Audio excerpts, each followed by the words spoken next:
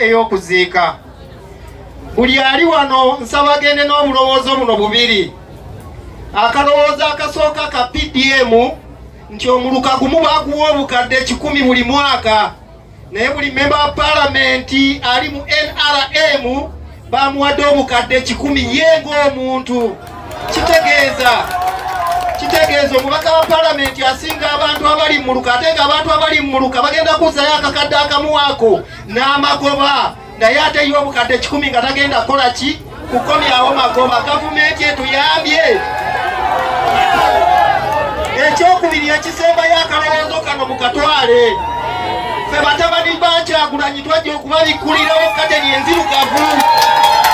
Ebigambo byetubabuulira bya bunnabbi. Miliyoni 10 ezo bazibawadde bayise etteeka ly'emmwanyi nga bwe lijja bulambalamba.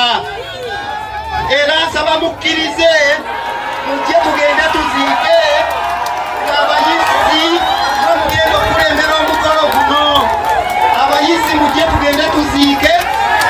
Abayisi mujje tugende tuziike n'omugenzi tuve wano ng'obudde bukyakola kimanga obudde bwatukuttedda. Abayisi tiimu eno mugikwate. Mbeebazizza nnyo olw'okujja. Obuzindaalo sigenda kuba muntu mulala kubanga olwaleero si lwantalo zabyabufuzi. Mwebale nnyo okujja tulaze omukwano basebo ne banyabo naye mwanyi yammwe. Yes, nkulamusizaako nnyo mukwano gwange yonna gy'osinzira okubanga otuwuliriza bwenna omuwuliriza wa UG Update TV. Mukola kyamaanyi nnyo okwekuumira ku mayengo gano. Mwe abali emitala w'amayanja abali mu diaspora nammwe mbalamusizaako nnyo sibeerabidde kubanga wemmwe mpaji luwaga abayimirizaawo amayengo ga channel eno okubanga ekulaakulana n'okutuusa eddoboozi lyammwe eri abantu be muba mwagala libatuukeko bonna bonna. Abali emitala w'amayanja ye mbamenye ntya abali Qatar, Dubai, US, UK, abali mu South Africa, abali ku muliraano mu Kenya, Nairobi, abali mu Canada, abali mu Dubai, mwenna mbanirizaako nnyo mwe bali kwekuumira ku mayengo gano aga UG Updates TV. Kakati nno era mu ngeri y'emu twagala obbategeeza mikwano gyaffe nti enamba y'essimu eyo gye tutadde mu WhatsApp gy'olaba eyo eri mu kikala ekimyufu, eri mu people power color. Eyo nno gwayagala okuba ng'olanga naffe gy'ogenda okuba ng'oyitako gwe mukwano gwange gwayagala okukola advertisement osobola okuba ng'okuba bizinesi y'abantu. Enamba gy'oba oyitako ojja kuba ng'osobola bulungi nnyo communicatinga naffe buli kyonna ky'onooba oyagala tuteeseganyeemu nakyo gwe ali eyo ampuliriza. Mbeebazaamu ak'ensusso mmwe abagenze mu maaso okukola omulimu gw'okusubscribinga kweno channel. Buli w'osubscribinga kimanye nti oba oyongeddeko eddaala kweno channel. So mmwe mbeebazaamu ak'ensusso nammwe ababyagaliza ab'enganda bako n'ab'emikwano mbakubiriza okusubscribinga ku UG Updates TV mukolera ddala ekintu ky'amaanyi. Weewaawo naawe gwe atannaba kuba ng'otwegattako nga oliko gwe atuwuliriza osobola okugenda wansi awo waliwo ekigambo subscribe n'okikoonamu ojja kuba ng'osobola bulungi nnyo otwegattako. Buli w'osubscribe nga kitegeeza oba ogenda kuba ng'ofollowinga buli kyonna ekigenda mu maaso ekikolebwa ku mukutu guno ogwa UG Updates TV. Kitegeeza ki?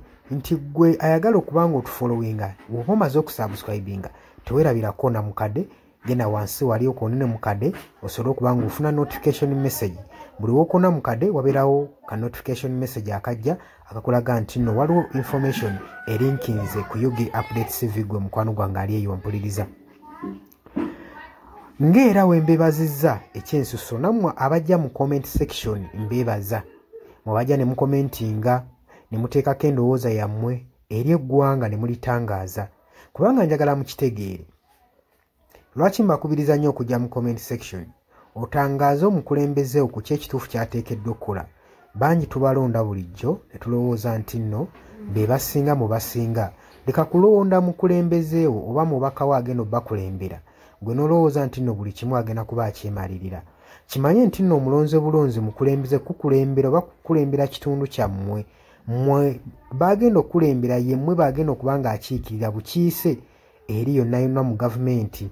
So si tekyandibadde kya bwenkanya omulekera obuvunaanyizibwa n'otamu advisinga.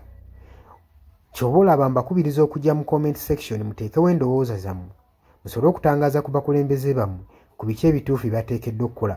Bangi tubalonda bulijjo ne bagenda mu paaliyamenti nga babadde bantu balamu ne batuukayo ne bawuttaalirayo. Kitegeeza ki? Nti olina okuba nga buvunaanyizibwa bwo okuzuukusa omubaka wo oba olaba nga yeebase. Gwe mukwano gwange ali eyampuliriza. Ne ntumirako nammwe abalwanidde eddembe ly'enkyukakyuka mu ggwanga lyattu Uganda mukola ky'amaanyi nnyo okulwanirira enkyukakyuka. Gwe ali eyeebase ng'ebintu tobiraba obanga olabanga ebitakukwatako bijja tuuka ekiseera bikwateko. Wabula ate gwe nkuzaamu amaanyi agenda mu maaso n'okuyiwawo omubiri ng'olwanirira enkyukakyuka.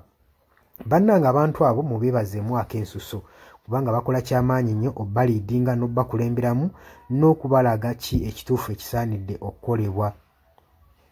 Mukimanye mu nsi bwe tuba tubaako bye tulwanirira oba bye tuluubirira, si lwakuba nti nno tukolerera oba abasinga bayinza olowooza nti omuntu ogenda mu maaso n'okuba nga alwanirira enkyukakyuka alina bye yeeyagaliza nga ye omuntu.